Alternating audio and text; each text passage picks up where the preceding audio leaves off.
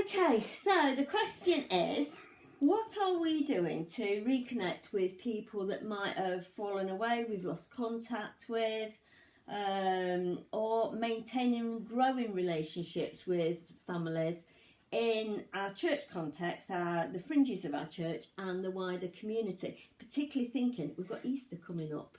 Yeah, in some ways we've had two different communities to work with. We've got an urban community and a rural community, and they both work very differently. So we're having to work very differently with them. Just the demographic is very different as well. So a lot of it's about contact, but it's been social media as well, and trying to be persistent with that. Are almost relentless at times, and it's been hard because we just felt we weren't getting anything back.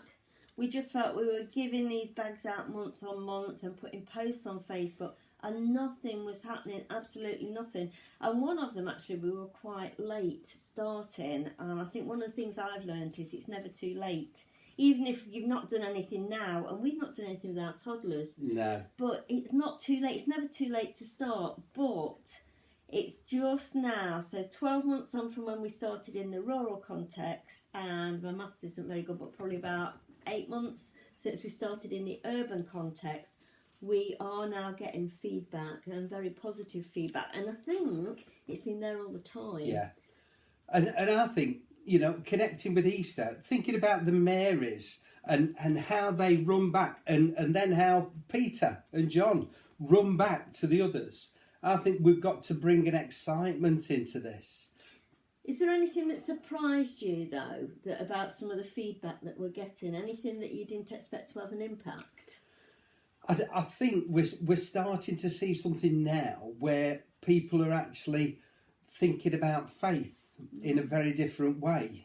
I think it was just craft activities to start with, but some of the situations that we've had, children are talking about a prayer that they've said somewhere and things like that. Yeah, we had one particular family who commented on one of my Facebook posts, actually my own, that I'd shared from something that we used to do called Fun Station, but can't obviously at the moment. And this family, they are one of our church families, sometimes a little bit hit and miss. And they've been walking past a National Trust property, and the youngest child said to Mum, "What's that building? It's very beautiful." And Mum said, "Oh, it's an old church." She said, "But she says, it looks like a sad church. It's not like my church. My messy church is full of people and crafts and fun and cake. We should say a prayer for this church and for the people that go here, and so that we can get back to our messy church." And we and the rest of our team were just blown away by that, because we had no idea it meant that much to them. So so I think, what I've learnt is never underestimate what we're doing. And I think at the end of the day, although we've not been able to meet for church, actually God's still been doing his stuff, and he still is doing his stuff, and I think he's going to do great things if we get excited about the future, if we're intentional, if we're persistent, then it's going to pay dividends. So talking about intentionality, what are we going to be intentional with at Easter? Besides our messy bags, which we've got a regular ministry with, have we got any plans for anything else? Well, we have, going on from the angel bombing that we attempted at Christmas, which didn't quite go right. We were in isolation. But actually we ended up giving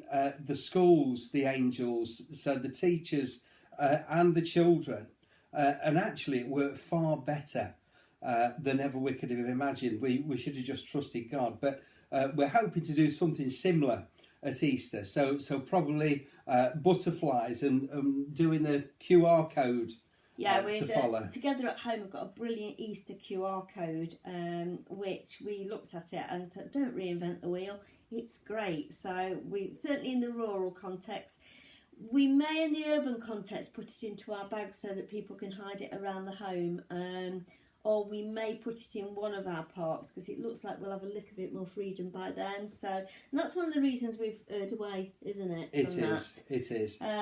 So yeah. So there's some of our ideas, but yeah, butterflies all over the place with messages of hope and perhaps a little bit of scripture on. Yeah.